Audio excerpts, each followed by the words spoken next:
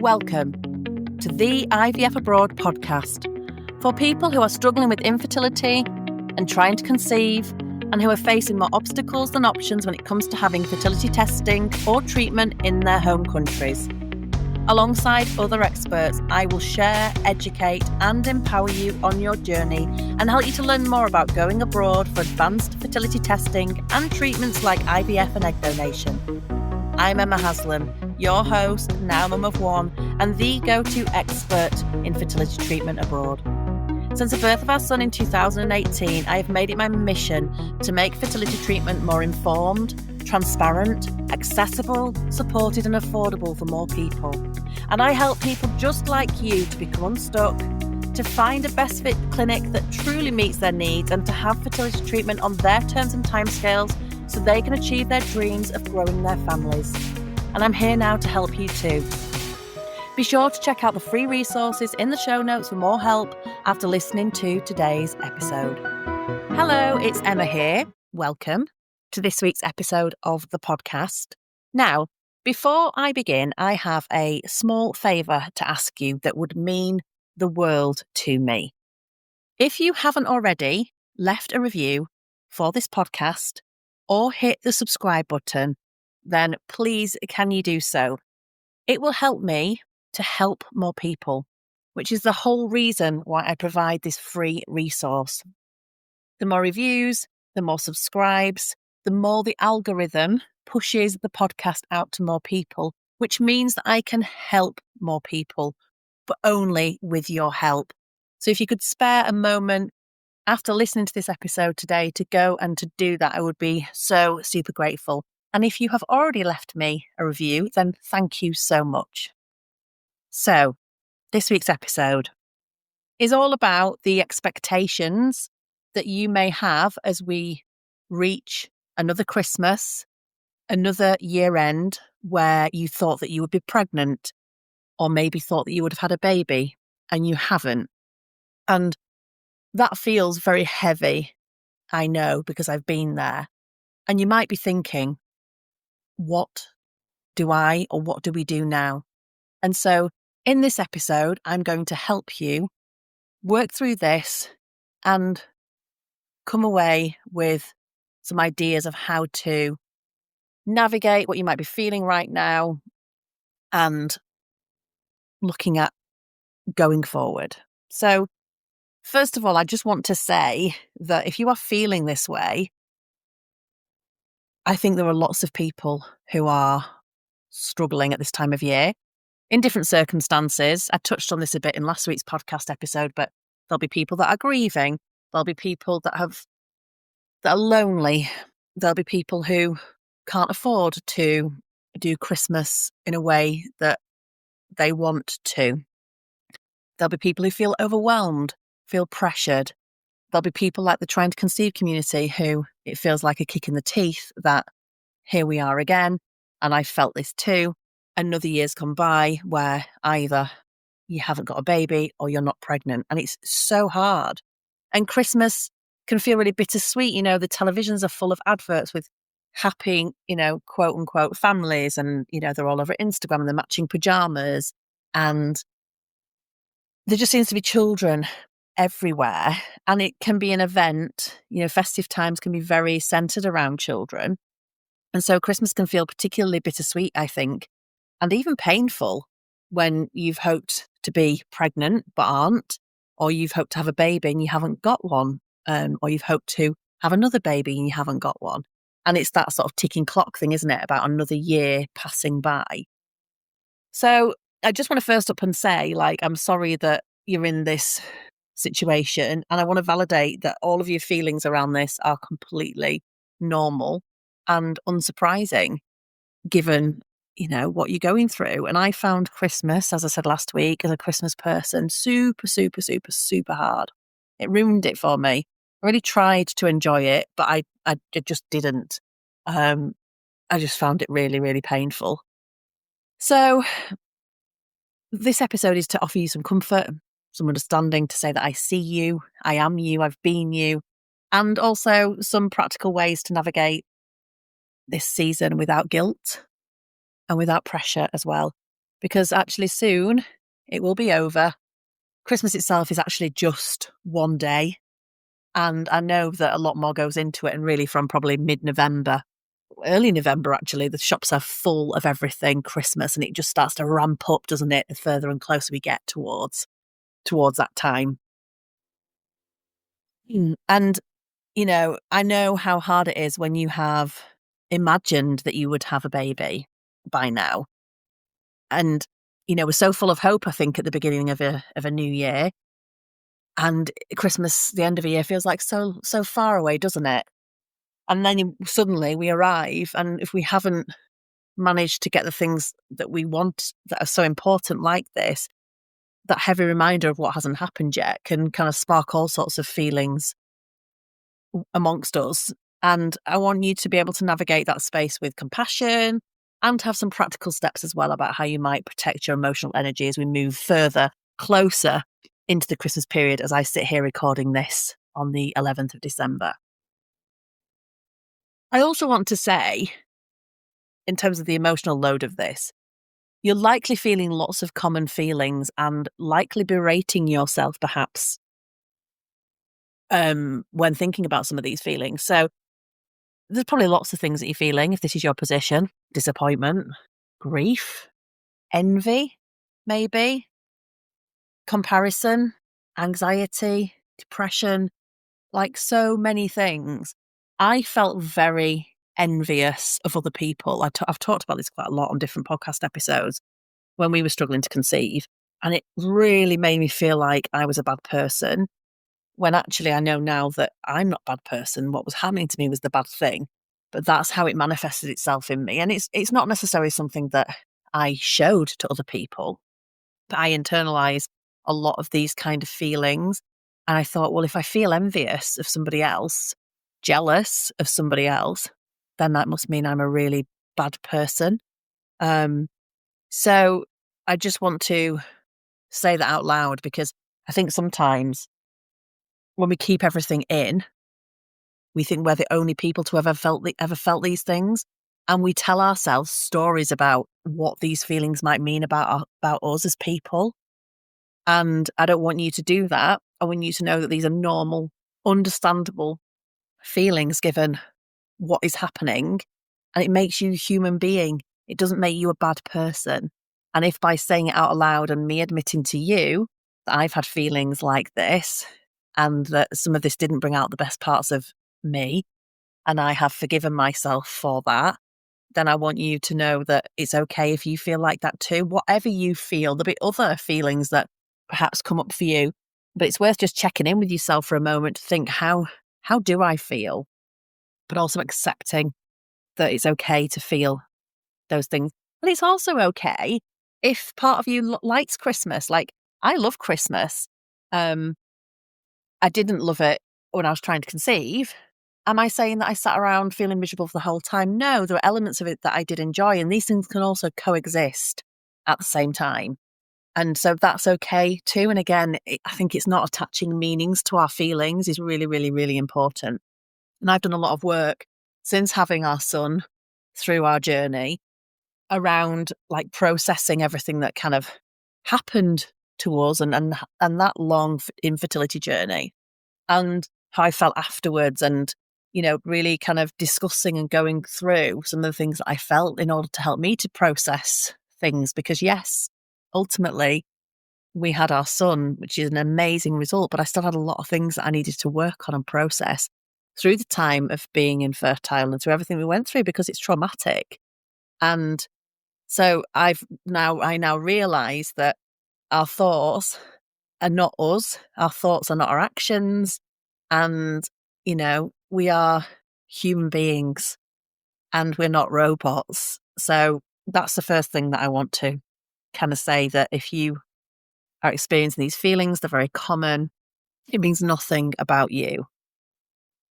I also want to address the invisible pressure that we feel from social gatherings, family expectations, the festive imagery that I've said that, is in the supermarkets, it's on the television, it's on our high streets, it's on social media, it's on adverts, baby announcements, matching pajamas. Wow, it's everywhere. And so you kind of can't avoid it. I mean, you can't avoid children at the best of times when you want to. When you're trying to conceive, if that's how you feel. I know not everybody feels like that, but I did a bit, and it kind of just feels like they're even more everywhere. And sometimes we're happy for other people that they've got what they want, but it doesn't mean that we're happy for ourselves. Sometimes we're not happy for other people, and that's okay too. As I said before, you can feel what you feel. That's all right. It's our actions that matter, and it's also like being kind to ourselves and like accepting the way that we feel as well. So, whatever you're feeling, it's normal and it is okay. There are lots of triggers, I think, as well during the festive season. So I think the invisible pressure and the not so invisible pressure that I've just talked about can be very triggering. And then I feel like by the fact that we're possibly socializing more with family and friends, the conversations, and if you've listened to last week's episode, you'll know I talked you through some scripts for some of the common questions that you might get asked anytime you are socializing with people, but also probably come in handy over the festive season, like when are you having kids and things like that. So if you haven't listened to that, go back and listen to that episode after this one. But those conversations, those questions of like, when are you having kids? Are you pregnant yet? Have you tried just relaxing, etc., are so triggering. Also, a lot of people I've noticed tend to announce pregnancies. Is it a lot of people, or is it just, it's something that I'm honed in on? Not sure. But I feel like Christmas is a time where people, celebrities, announce things like pregnancies, or do a family roundup or whatever. And I think at a time where you may be feeling heightened grief or stress, perhaps those announcements are, maybe there are more of them, or maybe it's just more noticeable. And I think that can increase and trigger some more of these feelings in us. And then perhaps there are events that you may feel are unavoidable, like Christmas parties, work gatherings, family things, maybe family that you don't really get on with or not close with, family you don't see very often, or family that you love to bits but just want them to stop asking you questions. And all of this can feel super overwhelming as well. In the office, if you work in an office, more chatter around like what people are buying the kids for Christmas. I feel that comes up. And I used to notice that when I was employed and when I wasn't working for myself, and I worked for Children and Family Service in particular, working with lots of women. And a lot of the talk was around kind of their families and what they were doing. And they weren't doing anything wrong. They were just having conversations, but just being around that all the time was very, very, very hard. And if you're trying to currently navigate fertility treatment at the moment here in December, then, that can add stress as well. Perhaps you're going to find out the result of your fertility treatment around Christmas. And that's super hard. I had a cycle of fertility treatment that didn't work, and we found out like very close to Christmas, and it just completely ruined the whole of my Christmas. So, maybe you've got some of that stress going on. And just because my cycle failed doesn't mean that yours will, by the way. But I'm just saying that, if that's your reality at the moment and you're going through fertility treatment and you're likely to find out the result as well during the festive time, that's really, really hard. Unless it's a positive result, then fantastic. But even just juggling that in amongst all of the kind of Christmas build-up, I think is a lot. So what can we do about it, people? Well, it's hard, isn't it? I think setting boundaries ahead of time is a good idea. So thinking about what gatherings you do and don't want to attend, and where you can maybe have more control over who you are seeing or for how much time. Maybe it's about planning to leave earlier, giving not yourself, but giving yourself permission, but giving others a reason that you need to leave early, or, curating who you see, um, and not being afraid to say no, and not being afraid to tell a little white lie if you need to get out of something. And I'm not saying that as human beings we should lie. Like, I like to think of myself as an honest person. I'm sure you do as well. But do you know what? Sometimes to protect your peace, if you need to tell a little white lie, is it really hurting anybody? No. Because if it's going to really hurt you to go and do something, I question whether you have to put yourself through that. And maybe you're sat there thinking, yeah, it's no, but Emma, I do. Like, I have to go. It's my mum's. We go every year, and Uncle Knobhead comes every year, and I can't not go. Like, I have to go. So I think if that's your reality, then it's thinking about, okay, how do we cope with Uncle Knobhead? Again, if you've not listened to last week's episode, that will probably be super helpful for you. But, can you think of a reason why you might need to leave early? Can you, find an ally within the other people that might be there and tell them how you're feeling so that they can kind of support you and be in that space so that you're not one against Uncle Knobhead or Auntie Knobhead or whoever. But just kind of thinking about things before and thinking, do I need to go to that? Can I absent myself from that? If I can't, how can I make it easier? And such as preparing and thinking through some of the responses that you might say to certain questions that you might receive, which again, last week's episode will help you. There's a couple of really quick things you can just say to shut things down. Like, we're not focusing on that right now. It's not something I want to talk about today. I just want to focus on Christmas, or, things to try and shut things down.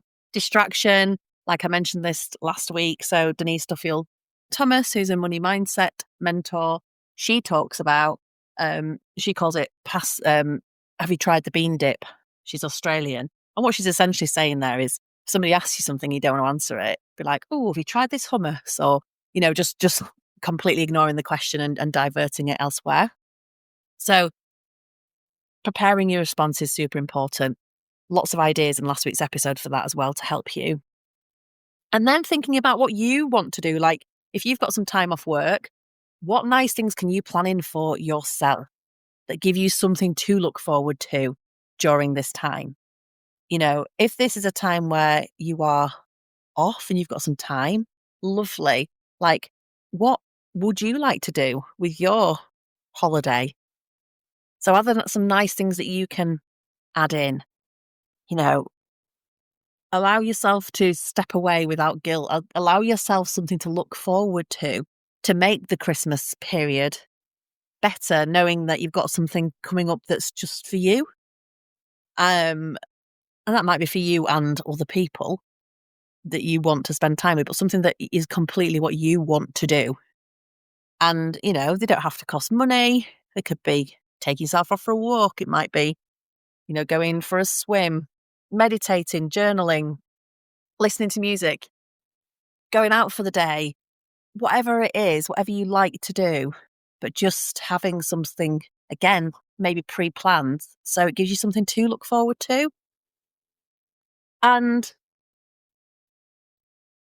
the other thing to say as well is, where possible, if you are struggling with something, the thought of something, like, and going back to that whole, do you have to go? And maybe you do have to go, but sometimes it's worth speaking to, like, let's say it was a gathering at your mum's, like, can you have a conversation with your mum and say, obviously I want to come and I want to be with you, but I'm worried that I'm going to get loads of questions, and airing some of this ahead of time so they can maybe help shelter you a little bit from it as well and become that kind of safe person, that ally that can help to redirect conversations if needed, so it's not all on you, and just so they know how you feel, because especially when people are busy or if they've not been through this themselves, like, people just may not realise or just don't have it on their radar. And if you can find that safe person ahead of time who is understanding of your journey, then having someone to be able to be in your corner and help redirect those conversations needed is super helpful. Plus, they might be like, oh my goodness, like, don't come. We'll see you another time. Or why don't you just come down for a little bit of time? Or do you know what? I'm not going to invite Uncle Knobhead this year because actually I find him really irritating as well. Or whatever it is. But, sometimes it's not right to speak out. I get that. But sometimes we just get in our own way as well. And sometimes if we just said things out loud, people would help us. I appreciate like the Uncle Knobhead types, you're probably never going to change. But, are the people that are going to be there that can help you on the day? Or are there people in your network of friends that you can just talk through any of this that might be really bothering you about anything that you've got coming up, just as a kind of person just to bounce ideas off about how you might navigate a particular situation that you're thinking of now that's going to be difficult over Christmas. So, my friends, if you find this period of time hard, honestly, you are not alone. You really are not alone. And I promise you that these feelings that you're feeling does not make you weak, are not your fault, are perfectly natural and do not mean anything about you, other than you are a human being having a really difficult time. And, some nice drilling has just started next door. I'm not recording it again because I'm nearly at the end. But, just remember this will all be over soon. And I hope that this episode has been helpful in giving you some tips and ideas and to validate the feelings that you're feeling as well. It does not make you a bad person, I promise. Until next week, have a good one and I shall see you soon. Bye. If you are facing more obstacles than options and want to learn more about how to overcome your fertility testing and treatment challenges in your home country so that you too can fast track to growing your family and on your terms, then check out my free training at yourivfabroad.co.uk/free masterclass. Don't forget to rate and subscribe so you don't miss an episode and so that I can reach and help more people. Thanks for listening.